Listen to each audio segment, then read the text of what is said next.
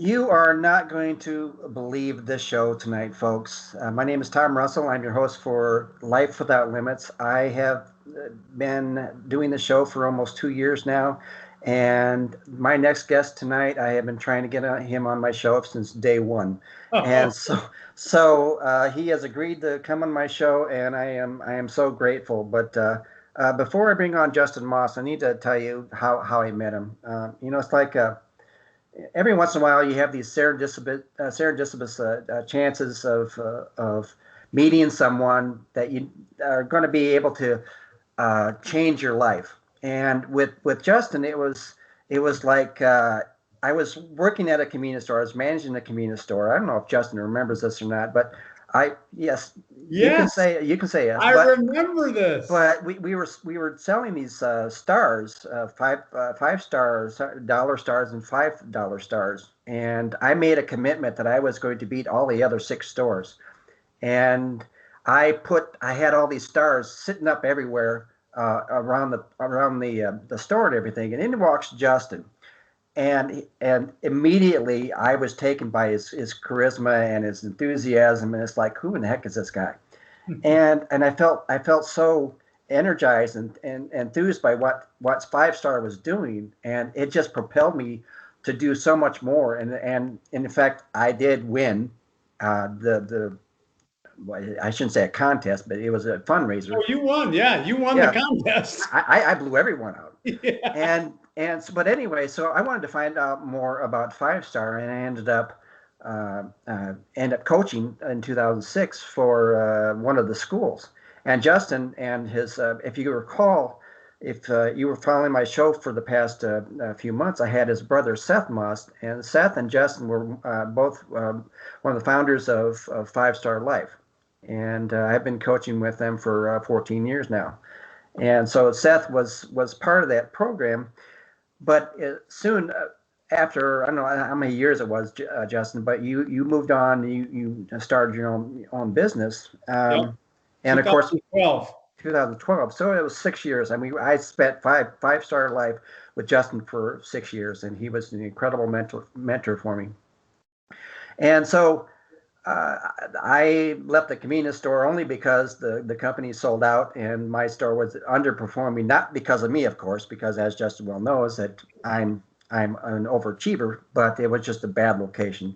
But uh, but it was really nice because what happened was I can't remember several years later, Justin asked me to come on to help him with an event that he was working with to help sell tickets.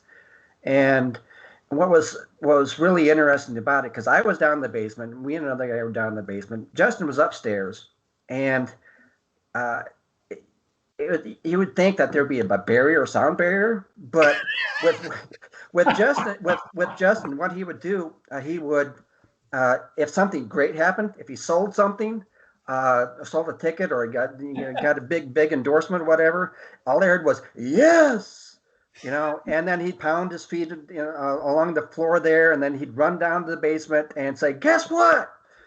And of course he had to tell us that he got something while we were plodding away trying to sell tickets. We go, "Yay, yay!" But but I was feeling so energized because he was able to put something to me that I didn't think of that I had, and he taught me different things. But here's the thing about Justin. This is the reason why I have him on the show. Is Justin tells it like it is, and I'm not gonna say whether you like it or not because that's not what Justin's about. But near the end, he sat me in his office, and Justin told me what I didn't want to hear, but I needed to hear it. And it was important that the things that I needed to do to help me build up myself, and it resonated with me, and I've always looked at Justin as a friend, but also more as a mentor because I always wanted to listen to what he said, I've always appreciated everything you've done for me, Justin. I really do. Tom, you are awesome, dude. I've never had an introduction with so much heart. Thank you, dude. That was cool. It's especially you changed my life. You actually changed my life. You don't realize it. But I was going to introduce Justin about all the things he does. But he said, let's keep it short and simple. So I'm going to keep it short and simple. He's an amazing guy. But we'll talk about what he has done with the questions that I have. Now you started with. I believe it was Edwards Jones Investment, then Five Star Life. Mm-hmm. Why is it what you're doing now so important to you? Well, so let me back up. I did Edward Jones for about 5 years from age 23 to 28. And I remember I read a book by Bruce Wilkinson called The Dream Giver. And I'm a risk taker. Like I love taking steps that are kind of beyond my comfort zone. And Jenny and I were reading this book, and it was actually our pastor gave it to my wife because she was doing like drama. She was on the drama team at church. And so I saw this book in my house. I'm like, what is this book? Because it had this enticing title, The Dream Giver. And so I read the book and I realized I had to leave my comfort zone. And at the time, I had just been offered limited partnership with Edward Jones. I was with the firm from 23 to 28 years old, and I just knew, Tom, that I'd rather have a case of gout than do another portfolio review. And so I'm like, I have got to move out of this industry. And so that's when we moved down to Elkhart, Indiana. And that's when we started Five Star. But I knew, even at the very beginning, I told the Lord, I'm like, man, I love my brother. I'm going to help him build this thing until you tell me what to do.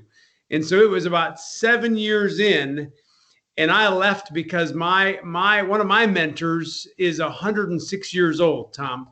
His name is Stanley Tam. He's still alive. He's living in a nursing home. And he wrote a book called God Owns My Business. And when I read that book back early when I was starting Edward Jones, I actually called Stanley and we stayed in touch just a couple times. But when I moved down to Elkhart, Indiana, I actually got to visit him. And I knew when I left Five Star, I was not leaving. I was not running away from Five Star. It was more that I was running to a calling.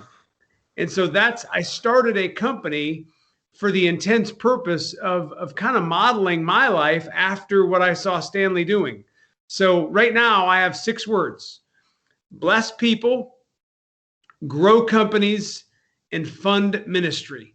So that's kind of everything that I'm doing. The few companies that I own, all the clients that I'm serving, man, I want to be a blessing to them. I want to take the knowledge that I have. I want to take the experiences that I have. I want to take my coaching ability, my speaking ability, and I want to be a blessing to every single team member that I get to serve. That's my first objective. I want to create environments where people are blessed. There's some stats out there, Tom. It says, some of the stats say 85% of people that show up to work every day feel disengaged, feel undervalued. Work stresses them out instead of giving life to them. And so I'm on the side that says, no, let's take that 15%. Let's make it 85% of the people that show up to work every day freaking love what they're doing, love the team they're on. And so I'm doing that part of my vision, bless people, is so that we can create cultures and families are thriving. You know, when we were doing Five Star, there's a lot of jacked up kids out there. Oh, exactly. Why do you think these kids are jacked up? I would kind of hope that's what we're trying to put inside them, right? They're jacked up. They're heading in different paths because of their families. And it's not because any of these families are trying to be all jacked up, like messed up. They're just going through life trying to figure it out, just like the junior high kids. And so my passion is, man, we got to create environments in the corporate world where people are thriving. They're not put under so much stress that they leave work more frustrated, more bitter, more depressed, and then they try and go home to be a mom or a dad. There's just no way they can do that well. And so I want to create environments where people feel blessed. Then they go home and they want to be a blessing to their family because they got some juice in the tank left. So I want to be a part of blessing people.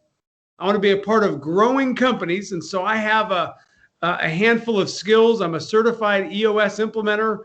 EOS is just the entrepreneurial operating system. I teach leadership teams how to implement this system, and I help them grow their companies.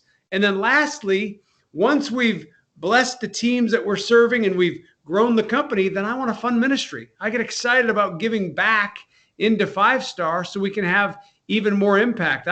You've probably heard the term, some people are like a reservoir. They want to try to contain all the good things that are coming their way. I want to be a river, dude. I want good things coming to me, and I want to be passing out as fast as they're coming to me. I want to be a river of good things flowing through me. I don't want to be a reservoir to capture all this stuff. Now, you always talk about this message is always stuck with me, as you always say that mediocrity is the enemy of success, right? Yeah, habitual mediocrity. Habitual mediocrity. Old stone killer, because so many people don't realize that mediocrity keeps you from reaching your full potential, and we settle for good enough, and it never allows us to spend time on being great. Yeah, I have declared war, my friend, against habitual mediocrity.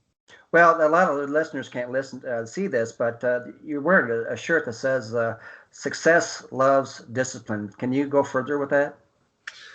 Yeah, so this really was like, I remember when I first started my company, Entree Legacy Group, and I remember being frustrated. I just went and got certified with the John Maxwell team, so I'm a certified speaker, trainer, coach, but I just had some really bad habits. Even though I had achieved some level of success, I had some really bad habits. And one of those habits was procrastination. And I was reading through the Bible one day, and I'm reading it was the fruits of the Spirit, I think. And it talks about, there's love, joy, peace, patience, gentleness, kindness, all these amazing words. And the last word, Tom, was self-control. That's an actual fruit of the Spirit. And I have a quote that I've always followed and listened to that challenged me. It's victory loves preparation. Mm-hmm. If you want victory, you got to prepare. You got to love preparing. And so I took that self-control, and I'm like, you know what? Success loves discipline. And wherever you find success, I don't care what industry, what sport, what thing it is, art, drama, it doesn't matter. Wherever you see success, behind that success is someone who has been willing to love the disciplines required to have that success. And because I was struggling with procrastination, I was struggling with my own personal productivity, I didn't like the results I was getting, and I knew most of the results that I was not getting was a direct result of me not owning some key disciplines and then tolerating some bad habits, some things that were holding me back. And so I just started declaring war on some of the most simple things that were holding me back from really leveraging my full unique ability and my core passions. Because I know that one of the videos I saw, you mentioned about tolerating something. You said you talk about whatever you tolerate, you endorse. Can you talk about that more? Yeah, I mean, that's just along the same lines of what we were just talking about. Yeah. Whatever you tolerate, some people think like, they don't realize how big of a deal some of these habitually mediocre things are. So I'll give you an example. I had a client one day sitting in a boardroom, and he was talking about weight loss. He was a pretty large man, friend of mine, and he was talking about weight loss. And he said, Justin, I have read all the books, all the diet fads. He goes, I have them on my fireplace, the mantle of my fireplace. He goes, I have all the DVDs, all the CDs, all the books. He goes, all the body mass stuff. And then he breaks down in tears. And he said, I can't get on the ground with my granddaughter because of the shape that I'm in. And he had tolerated a poor nutrition lifestyle that caused his situation. And this whole thing of whatever you tolerate, you endorse.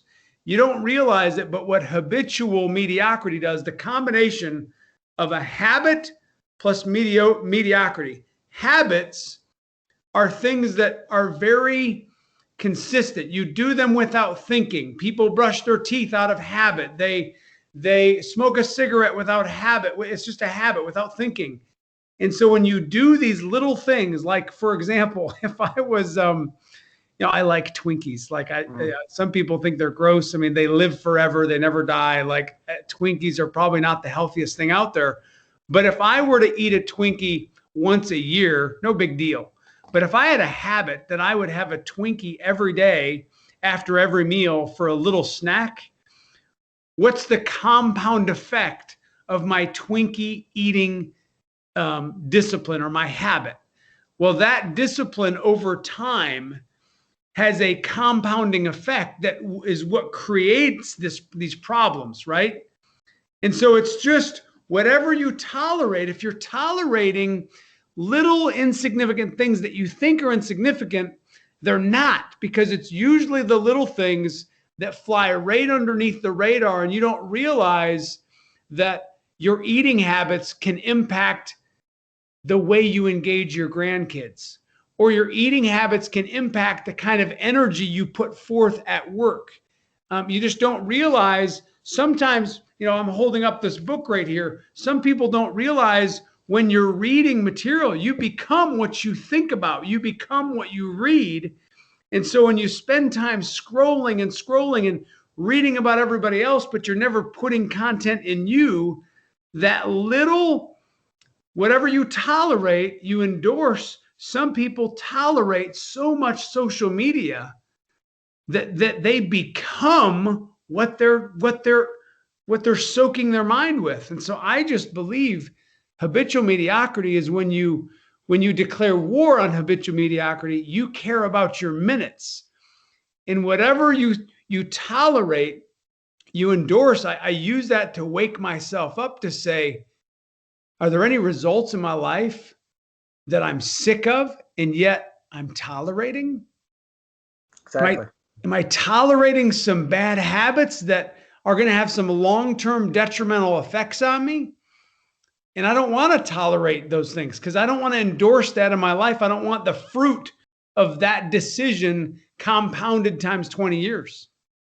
Yeah, and on top of that, you also talked about people get caught up doing busy work, and they don't get the results they need. How do you help them pivot to recalibrate or to refocus to get the results?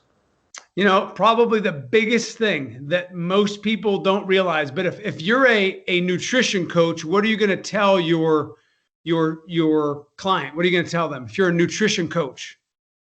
What foods to eat, right? Yeah, you're going to say, hey, I want you to tell me what are the nutrients that you're putting in. I just want you to log everything you're putting in your body. If you're a weight training coach, what are you going to tell your client? You're going to tell them, hey, I want you to log your repetitions of curls and bench, and you're going to log the number of reps and the weight that you're lifting. Well, if you want to be a life coach, you're going to tell people, because what does Alan Laken say? Time is life, waste of your time, and you waste of your life. And so if I'm a life coach, I'm going to tell you, get yourself a journal and track your time. And you will learn so much if you have the freaking guts to track your time. Track what you do with your time from sun up to sundown. And I've been doing this activity for about 8 years. And I have journal after journal after journal of watching what I do with my time. And dude, it's amazing how fast minutes go by when you don't log that stuff. But And what have you learned from that? Writing on your journal, what have you learned? I can tell you, there's some stupid things I've learned. I can tell you how long it takes for me to unload a dishwasher. You Um, actually logged that. I did one day because it was a little thing with my son and I. And the reason why I tracked everything is I just wanted to see the reality of my life. What do I give my time to? Because I wanted to see for myself. No one else knows me better than me. And so I wanted to see reality. Where did my time go? And I used to have this aversion to helping at home. And so, Jenny would ask me to do things, and I'm like, oh my gosh, I'm so busy. I'm so busy.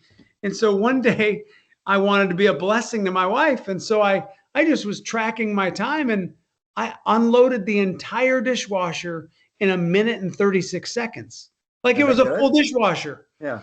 And Jalen and I went at it. And guess what?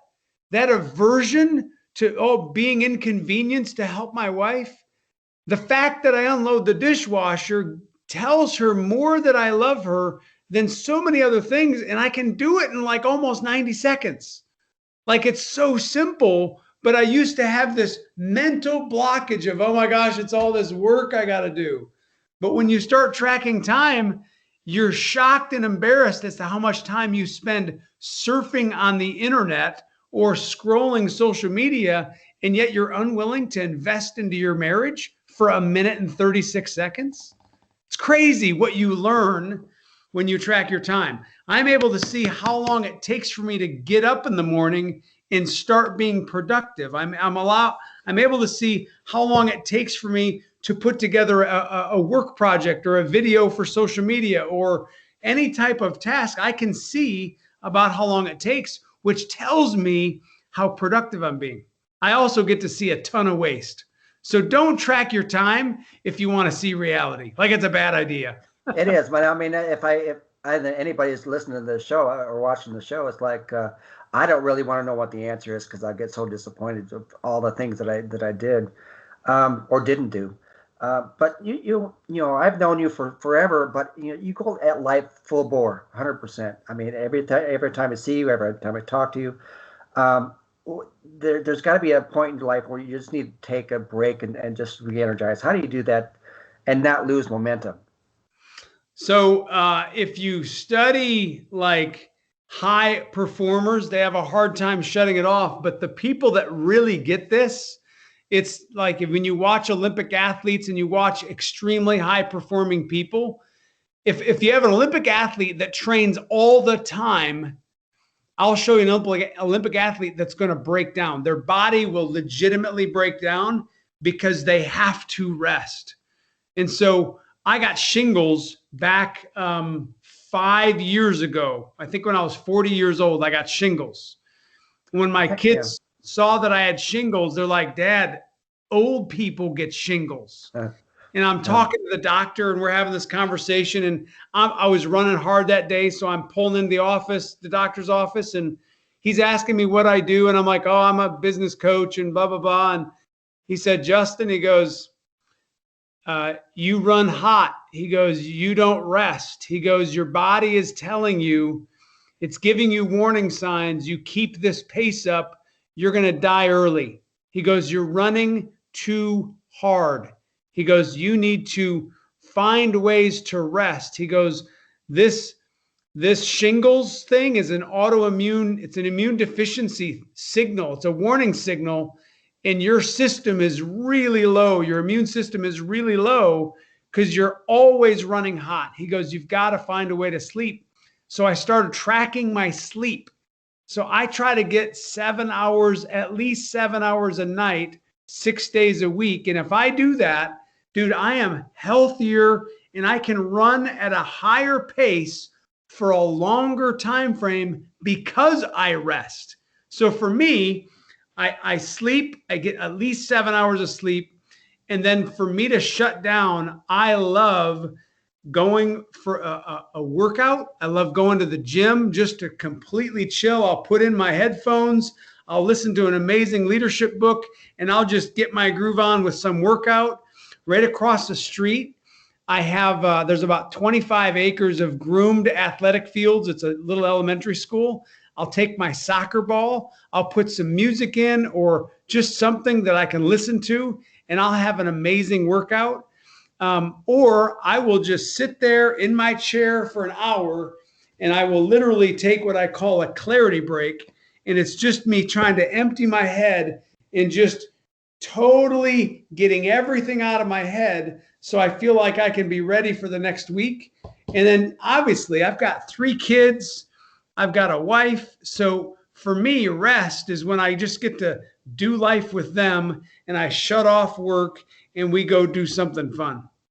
It's got to be tough to find a balance, though, isn't it? I mean, because it's like an everyday thing. These challenges that come in your life. How do you find that balance? I'm probably not the right guy to talk to about balance. Yeah. So Yeah. what I will say to that is I don't believe in a balanced life. I think you look at all of the heroes, you look at all the most successful people, they are passionate people.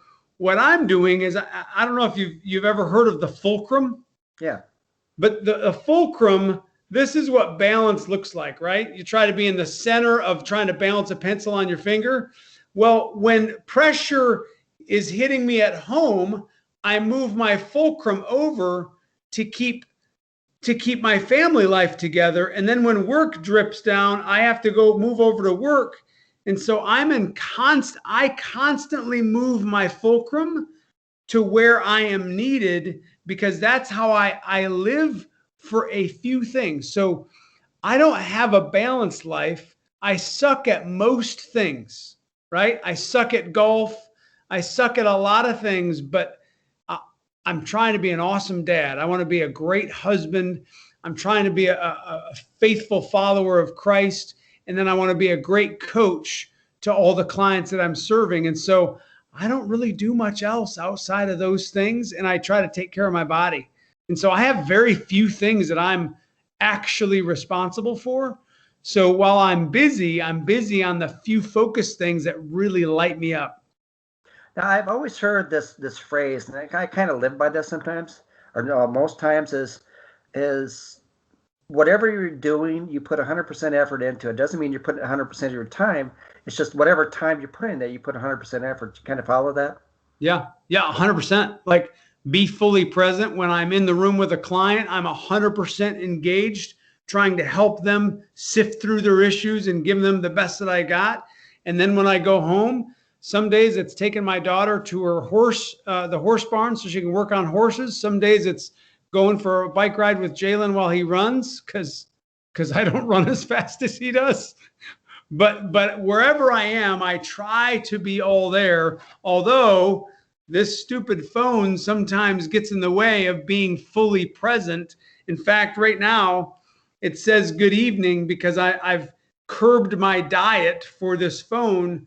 So I have about an hour and 45 minutes of downtime before the end of the night, before I go to bed, because it's so easy to get addicted to that thing. Oh, yeah, I know.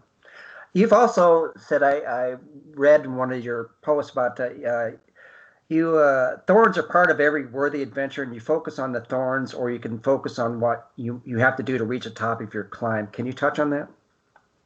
Yeah, I think a lot of people, it's easy to focus on the disappointments. It's easy to focus on the issues. It's easy to focus on how far I still have to go, like I'm never going to be good enough.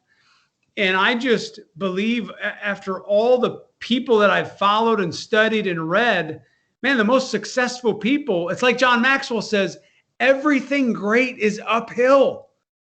And so I expect, like, failure is a part of my success, like a missed opportunity and a missed step. And like, they're all steps and I'm on my way up. I do not care how many times I have to fail to get where I want to go. I'm laser focused on what I want, why I want it. It's a worthy cause, and I'm willing to beat my body and make it my slave. So I don't look at failure as a deterrent. it's like, that's just one next thing I learned on my way to being successful, on my way to achieving. In fact, I can't achieve this success without going through all the nooks and crannies and valleys and thorns to get me there. So the perspective of failure is, so many people get dejected and rejected and depressed versus, so this is what it feels like to win. You know, Edward Jones taught me that when I first started. It was like 25 contacts a day, and only a half to one person was maybe going to be interested. Well, that's 95% rejection, which equaled success. And I've found that to be true in every aspect of my life. When I did the 7-mile open water swim, I didn't know how to breathe properly when I first started swimming. I couldn't even swim 100 meters, let alone 7 straight miles. So it was just a series of thorns and issues and obstacles. But when you stick to a thing, it says in Galatians 6:9, do not grow weary in doing good, for in due season you shall reap if you don't lose heart. Too many people lose heart because they're focused on the thorns, the pain points, the rejection, the failure, and they have no idea how close they are to succeeding. Yeah, I'm listening to you, and I've heard you tell me this all the time, because when that time I told you about at the beginning of the show, when I sat in your office and you told me things that I needed to work on, and things I didn't really want to hear, but I had to hear.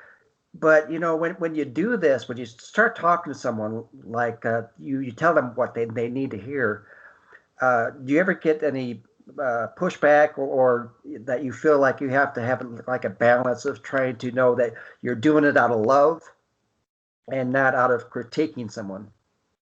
Yeah, I've probably ruined that more times than I've succeeded.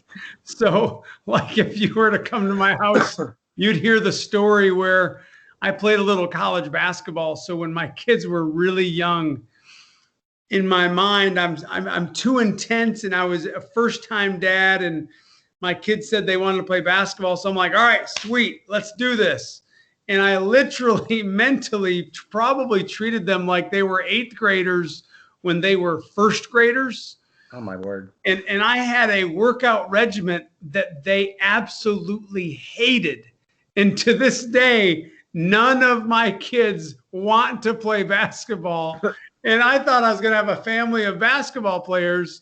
I got one that's into horses, one that's into cars, which I know nothing about, and one that's into tennis. I play a little bit of tennis, but none of them, and they all make fun of me. They're like, Dad, you scared us away from basketball. You were like a freaking drill sergeant. So yes, man, there's got to be this grace, and you don't.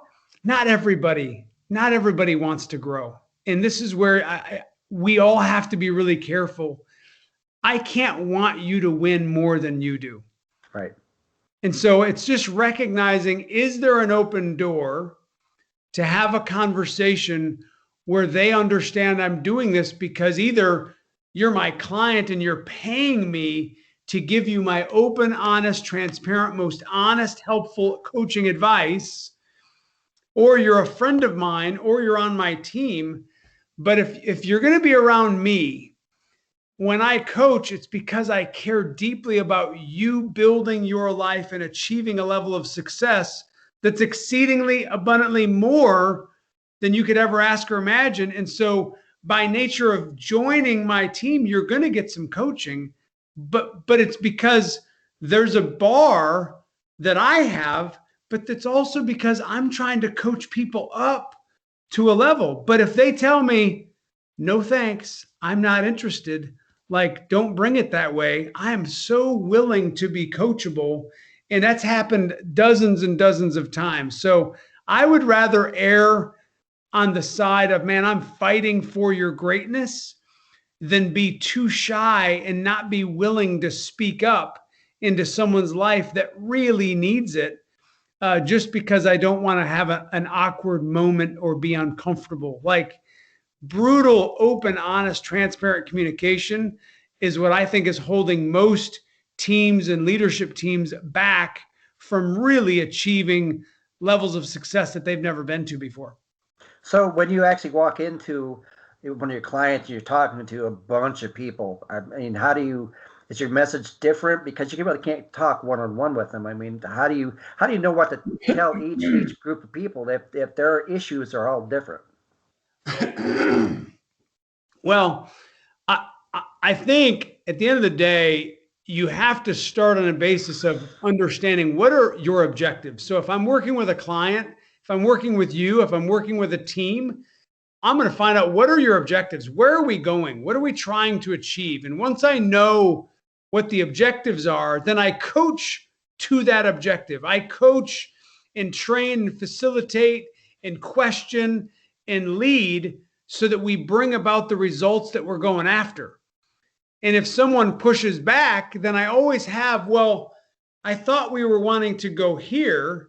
So how do we take steps to get there if you want to go here?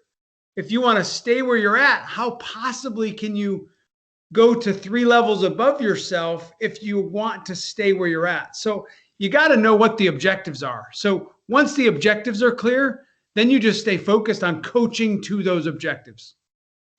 That's, I remember that conversation that we had, and believe me, Justin, I do remember what you told me, so I didn't forget. I just want to let you know. It doesn't mean I necessarily followed everything you said, but it just meant that it stuck with me because I knew you did it because you really wanted to see me succeed, and this is one of the reasons why I'm doing the show, and one of the reasons why I continued writing, and all these different things is partly because of your mentorship and how you were able to build me up all the time, and I miss being around that environment all the time. But I just want to let you know that ahead of time. You know, what I love about you, Tom, is ever since we started connecting, you've always been leaning in. You've been super, like, I didn't even know, you never know the kind of impact that you have in people's lives. And Right. you gave me an open door, and you put it on the table saying, I want you to give me everything you got. Like we never said that, but your demeanor, your stance at life was you were a sponge. And what I love about you is you have this heart to have impact. And so I get excited spending time with people like you because of that desire. Like, I'm just going to keep taking steps. I had a friend tell me one day, he's like, Justin, you're like that dog that you can just beat with a newspaper and they just keep coming back smiling and wagging their tail, and like they just take a beating and they're still interested in you. And I love that attitude. Like, that is who I am. I want to continue. I want to go to failure every single time. You think of a great weightlifter, the reason they have muscles that bulge is not because they stopped before it got hard. They push to failure almost every time they go to the gym, and that's what's allowing them to grow. You and we push ourselves to failure, and then we go just a little bit more, and then we're breaking down we're tearing all the muscles or all the mental roadmaps to say, oh, there's a new way. I can go further. I can go faster. I can go, like, it can be easier. There's another way for me to do this because we're coachable. And you've done that for what, 16 years? Something like that, yeah. Writing, doing this radio show, coaching students for 14 years. Mm-hmm. I mean, all of this stuff is you just leaning into your passion. That's just like equally yoked in terms of we're going after it with the best of our abilities, and we're leaning in. And for me, it's just by faith. Lord, I want to run in such a way as to win the prize. And someday, at the end of our life, we're going to stand before the King of Kings, and he's going to say, what did you do with what I gave you? And I want to have some type of response that says, well, I laid it all out on the table. I didn't leave anything for chance versus, I held back because I was afraid. Like, oh my gosh, that's just not going to be you or I, for sure. Not going to be you or I. No, because I always look at failure as the more I fail, I'm failing up. There's no failure falling down, because if I stop failing, excuse me, then it's the game over. Because I accept that result, and I can't do that. But that's I love your tenacity. Like, I love your tenacity on that side of your life. You just are like a dog on the back of a meat truck, man. You are going after it, and so am I. Like, that's kindred spirits. Now, I had a question, because there's something else I saw on one of the videos. You said people hide behind a mask and they don't show their true self. Can you talk about that? Do you remember that? Yeah, I remember that. I feel like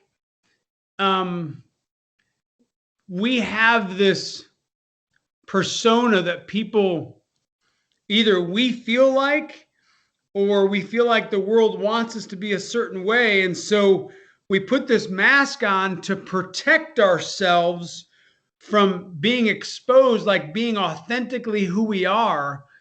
And that mask, while it may feel like you're protecting yourself, it also shuts down the ability for anybody to really get to know you. And so you lose out on the relational power that someone can give you, because you're just at a distance where they can't get into your heart and you can't get into their heart. And so you have this false sense of an awesome or mediocre life. And I just believe, man, if you take the mask off and you have the courage to just authentically be who you were called to be, and don't worry about what the Joneses think or what the neighbors think or what your family thinks, to some degree, like, you got to be you, and I've got to be who God's called me to be. And if I try to put a mask on or try to put this certain persona on that's not me, I don't feel comfortable. And I've never been successful when I try to please other people more than me just taking care of what I know I need to do. And so you live an awkward, shallow, limited life when you wear a mask. And so I just say, freaking rip the mask off, be who you are, own up to all of the faults and insecurities and the issues and the lack of some of the disciplines. Like, own up to that. Don't try to hide it, because when you expose it, all of a sudden then you have to deal with it. And when you start dealing with your real junk authentically in the open, however open that is, whether you're an introvert or extrovert, it doesn't matter. When you deal with it, that's when you can start to change. And that's when you can start to do that uphill climb where everything great is uphill. Don't look for the downhill life. Now, I'm going to ask you a very deep question, so be prepared. Here it comes. Uh-oh. If you're not Justin Maust, and a Justin Maust would come to you and offer advice about how you should live your life, what advice would you give him? If I'm not Justin Maust, ask me that question again. That was if you're not just okay. Yeah, really. Can I go slower or anything like that? Yeah. Okay. If you're not Justin Maust, and a Justin Maust would come to you and offer advice about how you should live your life, what advice would you give yourself?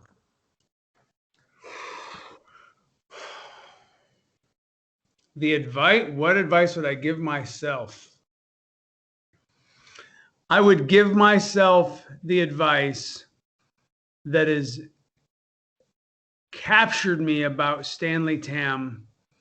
And I tell this story all the time, but when I asked Stanley if he had any goals, he was 93 when I asked him if he had any goals.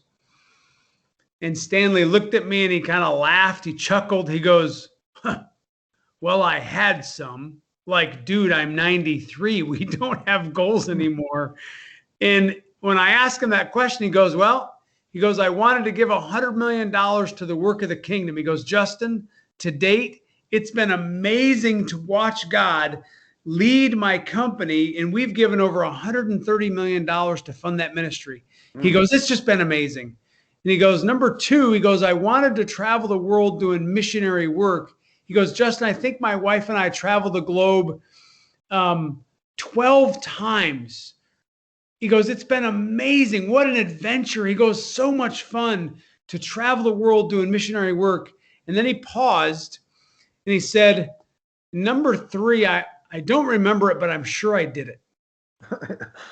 And my advice to myself would be, Justin, keep the main thing the main thing. Like, some people call success when they achieve their bucket list of 100 things and they check off all of this busy work. And what impressed me about Stanley Tam is he just honestly was focused on the top 2 or 3 things, and he wanted to be faithful with the few things. And so I would tell myself, Justin, hold tight to the few things. Like, never take your eyeballs off the few things, because you have a tendency to have the shiny object or the squirrel down the road. Like, you will chase every rabbit into every rabbit hole. So hold fast to your focus of blessing people, growing companies, and funding ministry, and do that until you die. That's my best advice. Like, just do a few things that you know deep in your spirit, deep in your life's calling, like that's what you're meant to do, and just do those few things. That's an awesome advice. I kind of lose focus on that sometimes, because I feel like, when I wake up in the morning, I got to do this and this and this, and then it kind of gets overwhelming because of all the things I think I need to get done. Is it hard to focus more specifically on things? So for me, I have a very simple but fairly complex system, and it's basically, I have lifelong goals, and those lifelong goals are connected to a 10-year target of what I want to achieve in 10 years, and that 10-year target is connected to some 3-year, like a 3-year picture. In EOS, we call it the Vision Traction Organizer.